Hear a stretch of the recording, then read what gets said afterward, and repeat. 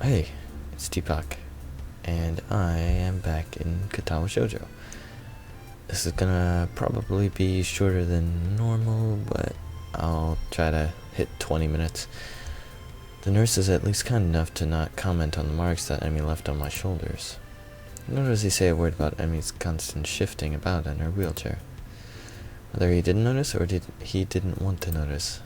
All the same, I'm going to have to make sure he didn't slip cyanide into my medication for a little while, just to be safe. I shower for longer than usual just to be sure I'm clean of our little experiment, then collapse on my bed. Class is in 20 minutes, so I can probably afford a nap. What? No. Faulty logic there, man.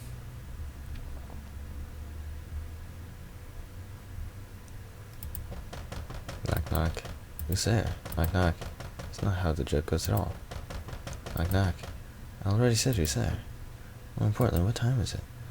Even more importantly, what day? I'm suddenly catapulted into wakefulness by both the fact that the knocking still hadn't stopped and the fact that it's noon on a school day. Now fully awake, I can remember why I was napping. Better not give that excuse to a towel. Sorry I wasn't in class. I was experimenting sexually with my girlfriend and it tired me out. Yeah, that'll go over well. I wonder how long this knocking is going to continue.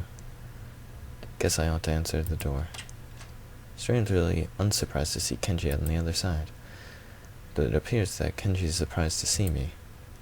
What the hell are you doing here, man? Well, I was sleeping. Kenji nods in understanding. Knocked out, I see. I told you to be careful around that Ibarazaki chick, man. This is the sort of thing that happens when you aren't cautious. He makes an attempt to look at the back of my head. Did she hit you with something? Or was it a jug? Stop trying to touch me. Kenji produces a flashlight and shines it in my eyes. You got a concussion. I wasn't knocked out. Maybe you just don't remember. This conversation isn't going anywhere. No, I just had a tiring morning and fell asleep. Whatever, man. If you want to be in denial about this, I guess I can't stop you. But you gotta watch out for that girl, man. She's not safe. What? She's not safe to be around. She's one of their most sinister agents. If you're not careful, there's no telling what could happen. She brought down stronger men than you know. What the hell are you talking about? She's not an agent of anything, and she didn't knock me out, okay? I also highly doubt that she's brought down anyone at all. Kenji looks almost offended. I have no idea why. You don't believe me. That's cold, man, real cold. I'm just trying to look out for you. That's what friends do, you know? We're friends? I had no idea. Then again, I wonder if Kenji knows what being a friend even entails. I feel something like pity for him standing there before me. Maybe he does think he's looking out for me. I know. I'm sorry about that. Thanks for the warning. I held out my hand as a sign of peace. Kenji shakes it gingerly like my hand could possibly be on fire. There's an awkward silence for a few seconds before Kenji remembers that he's still shaking my hand. Anyway, I need a favor. What kind of favor? I'm out of money. No, you aren't. You've got money kept in your desk drawer until under a black notebook for emergencies. Did you ransack my room? That's not important. I don't need money anyway. He adopts a very serious tone. I'm about to undertake a major op. It'll blow the whole conspiracy wide open if I'm right. But it's dangerous, so I need you to do something for me in case I don't come back. Sure, man, anything. What the hell is he planning on doing? Should I be telling someone about this? If I go missing, wait 3 days, then mail my journal off to the newspapers. It's hidden in my room under a false bottom in one of my desk drawers. How do I get into your room? I don't have a key. Kenji looks at me like I'm crazy. So pick the lock. You know how to do that, right? It's an important skill to learn at a young age. Yeah, of course I know. I'll be sure to do that for you, if you go missing. I don't think I want to read Kenji's journal. Either way, Kenji seems pretty happy that I've agreed to do this thing for him. Great, man. Great. I'll see you around. I've got stuff to do. And he's gone, dashing down the hallway. He made it seem so final. I hope I don't have to carry out his final wishes.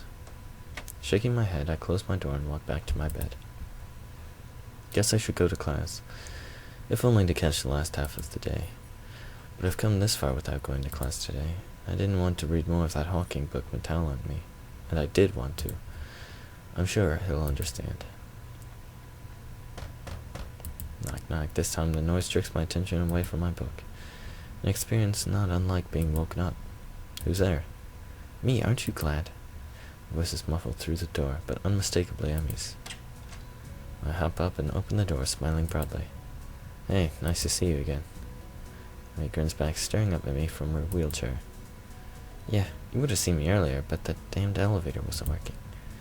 Had to wait for them to fix it. You'd think they could keep it in better order, but no. I chuckle a bit at her vexed expression and invite her in. She wheels in easily, and with my help she hops onto my bed. Oh no. Am I gonna have to censor more? There. Much more comfortable than that stupid chair. A sigh of contentment hangs in the air, and for a moment we both just stare at one another. It's at that point that I notice the circles under Emmy's eyes. They're not that dark, but they definitely weren't there before. Before I can ask about them, Emmy fixes me with a mischievous stare. So I couldn't help but notice you weren't at lunch today. In fact, I don't think I saw you at all. What happened? Fell asleep? I actually didn't wake up until lunch. And only then because Kenji woke me up. What had you so tired, Strenuous workout this morning. Slightly uncomfortable, too. Emmy coughs, a half-laughing, half-embarrassed noise. Remind me not to do that again. No problem. It wasn't exactly great for me either, to be honest. We'll just avoid that from now on. Are you, still sore? Emmy stares at me in disbelief. What? It's a legitimate question. Of all the questions I've never thought I'd be asked, that's one of them. Well, I didn't ever expect to have to ask it, so we're even. Emmy laughs at this. I guess so, huh? Well, since you asked, yes, I'm still a little sore. We're never doing that again. No arguments from here. A yawn escapes her, and I raise an eyebrow. Tired? Emmy nods sleepily. Haven't slept well. Not sleeping well. I can tell she didn't mean to tell me this either, because she gives a little start like she's just been caught lying and hastens to add. It's not a big deal, though. What's the trouble? Emmy shrugs and refuses to elaborate. Stressed over exams? Another shrug, but after a pause, Emmy nods hesitantly. Yeah, I guess. Actually, that's why I stopped by. She begins to look more and more miserable. Not so you'd notice, of course, but her eyes are on her lap, she's fidgeting, and her voice is quiet. We need to stop hanging out so much. Huh? Why? Emmy takes a deep breath, like she's been practicing this. Because you're too much fun to be around. And I can't concentrate when you're near me. With exams coming up soon, I just can't have that distraction. Otherwise, my grades will be pretty lousy, I'm afraid. I could help you study. She smiles at me, clearly unhappy with the situation. I'd love it if you could, but we wouldn't actually study, would we? I mean, even now, I'm trying to have a conversation with you, but I kinda just want to, not converse. Overwhelmed by my rugged manliness, I understand. That earns me a grin at least. Emmy shakes her head. Idiot, you're full of yourself. Well, I am pretty irresistible. More or less, I guess. So that's the situation, Hisao. I have too much fun around you, and if I'm going to go into exams prepared, I need to be alone. Hey, that's okay. It really seems to have been bothering her. Besides, it's only a couple of weeks, and we'll still see each other in the mornings and at lunch. We can just hang out at school, no problem. And after exams, we'll go on a date to celebrate their being over, okay? Emmy grins, pleased by this proposal. Yeah, sure, that sounds great. As if to signal the end of the conversation, she leans in and kisses me. The rest of the night is not spent worrying about exams. Okay. You're just gonna skip school again tomorrow, man. I right-clicked them. Oh, detached is... Oh, okay. It's weird how easily Emmy and I can keep from seeing one another after class now. Actually, I'd venture to say that it's vaguely disturbing. As easily as we'd come together, we seem to have split apart without too much trouble. Well, I guess that's not exactly true. We'd both been pretty bummed after that last night together. And we get to see each other every morning for our runs, and just our runs, I might add. Lunch, too. I especially enjoy lunchtime with her. We have plenty of time to talk about everything outside of school, whereas morning runs have become increasingly businesslike. I think it's because Emmy wants to make up for our foolery in the storage shed. But no matter how much we joke at lunch, I can't help feeling a little worried about her. She seems distracted more often, and I've caught her fidgeting nervously more than once. Never figured her to be someone who cared that deeply about exams, but they certainly seem to be taking their toll, even though they haven't started. This is just the run-up, the deep breath before the plunge. Tomorrow the real trials begin. Or the real exams, anyway. As for me, I actually don't feel that worried about exams at all. I'm not sure why. I mean, they're pretty important. My scores here will determine my odds of getting into a good university. Hell, if I'm too cavalier now, it could spell doom for my academic career. But I'm going into them. I feel confident that I'll come out the other side okay. Mattel thinks I've got the science examination locked up at any rate. It's normally how I do it. Math. Math I've always been good at, except for calculus. Can never do well in that class. And then, what's another class that I'm not sourced? A lot of history classes I'm not too good at with finals, because it's like, know everyone and what they did, what year they were alive, and it's like, I know the person and what they did, but years? How about era or a century? Not specific year. Anyways, or as he says, the last thing that should give you trouble is my exam, Hisao. It's way beneath your talents. Then again, it's Mattel who's telling me this. This praise of me carries the veiled implication that anything less than perfect from me would be a disappointment, which has actually caused me to fret more than I should about the exam. Yes, I've done that before. It's for that reason that I find myself in the library after class poring over the textbook. Pretty simple things to look over, some formulas of velocity, a few bits about friction. I walk in the park compared to my dreaded English exam. Never was good with languages.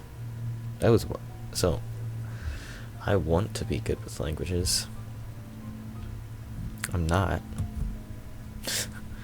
I mean, I was decent at Latin.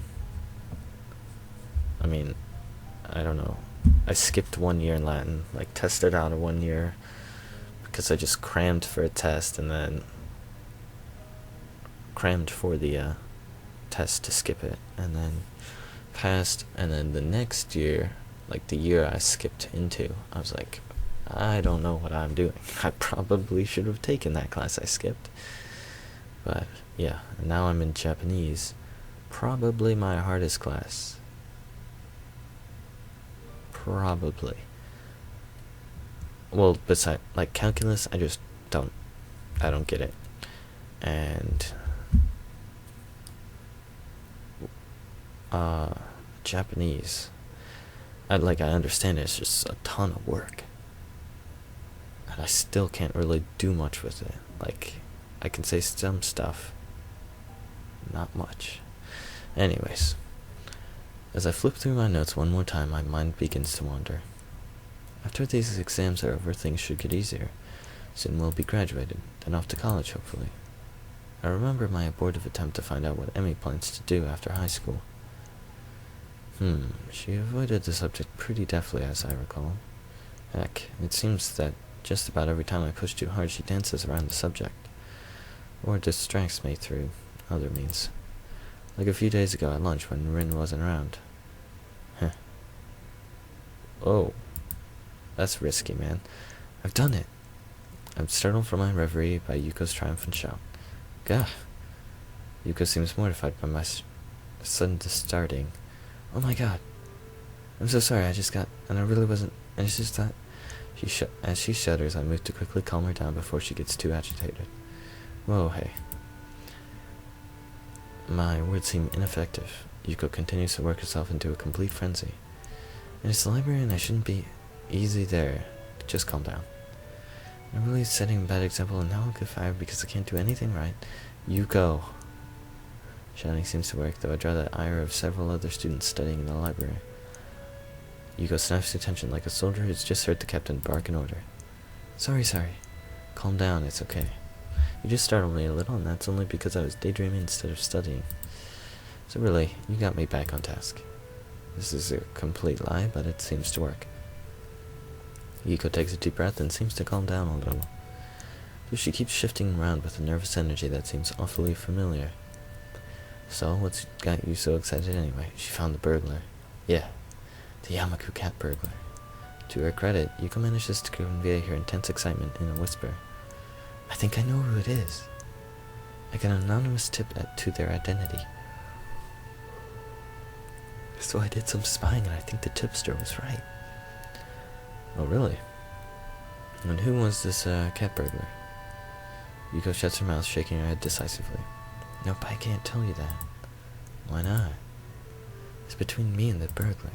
I can't risk you warning him that I'm on to his game. He could tip his hand early and blow town. Then I'm left with no perp. When did Yuko start talking like a hard-boiled detective?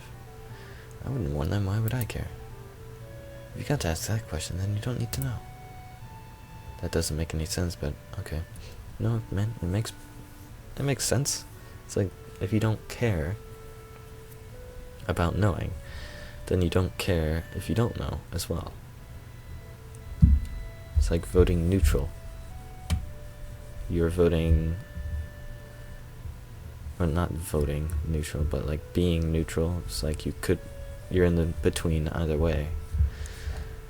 So it makes sense. Congratulations, I guess. Thanks. What for? The cat burglar thing. Yuko nods and smiles appreciatively. So, studying for exams? Well, that was the plan. I'm not having much luck, though. Really, is it because you can't find a book? I'm really sorry. I've been meaning to clean the shelves up for weeks now, but I keep getting distracted. I'm so sorry. Well, wait. It's not that. I've got my book right here. To illustrate the point and hopefully calm Yuko down, I show her the textbook in front of me. My mind just keeps wandering is all. Is it because of the noise in here? I'm trying to be more strict about the noise levels, but I can't bring myself to yell at people. I mean, aren't their lives hard enough without me throwing my authority around? No, it's not the noise level either, I promise. I'm just, well, I don't know. Worried about Emmy, worried about us, worried about what happens after we graduated. Emmy's been kind of weird lately. What do you mean? Well, you know how we're dating now? I just don't know that we're actually, a couple. Or at least, I don't know that we're beyond friends. Though friends normally don't do the sort of things that we do. Physically, we're a couple. Coupling, at least. It's like every time I try and find out more about her, or about what she wants to do with her life, she dodges the question. Like the other day, I was talking to her at lunch about some schools I've been looking into. And I asked her, have you looked into any schools lately? She shrugs in response, says no, and says, when I ask why not, she says she doesn't think that far ahead. I asked why she had that policy, and she suddenly realized what I'm about to start describing, and I wisely decide to climb out. She what? She changed the subject. Wouldn't talk about it. Maybe it's an uncomfortable subject for her. Or maybe she just doesn't think it needs explaining. Yeah, but it's not just that.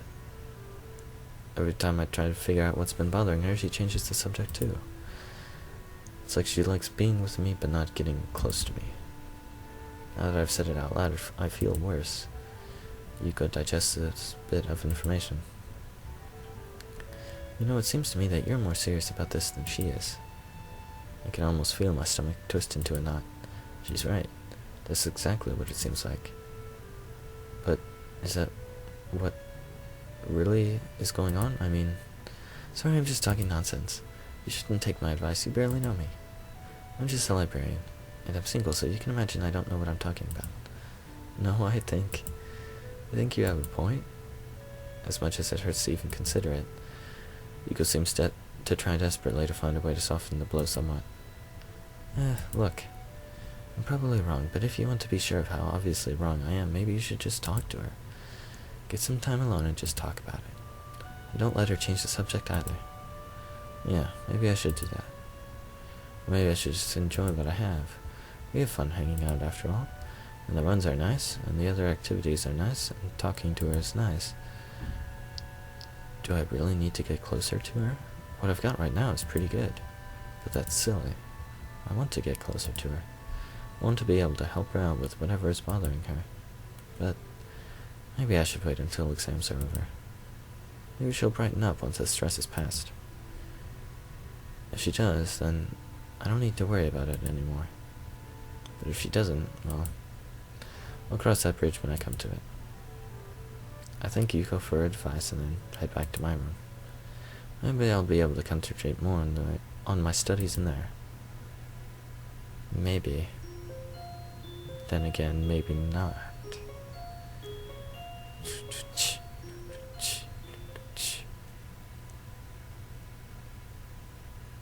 Okay, I am gonna end it here, guys. Looks like exams are done, so we're gonna see Emmy.